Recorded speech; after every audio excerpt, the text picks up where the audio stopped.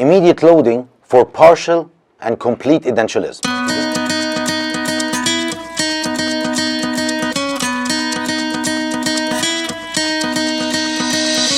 We're going to go together نتعلم مع بعض treatment planning واختلافات situations in the partial and in the complete edentulism. Situations where it's more difficult sometimes وبنخاف ان احنا نعمل immediate loading فيها. هنتعلم مع بعض ازاي بنعمله very safely في partial والcomplete edentulism.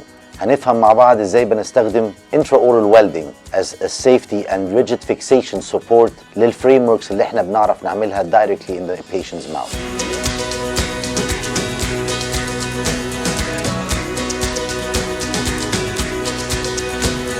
The all-on-X concept, which is immediate loading for complete edentulism. We're going to see together how we do intraoral welding to utilize also the all-on-4 concept. هنخش مع بعض how we solve the full arch cases بشكل hybrids وبشكل fixed screw retained restorations. And of course finalizing all this through a variety of clinical cases, situations that show us فعلا الفرايتي اللي بنشوفها في عيادتنا.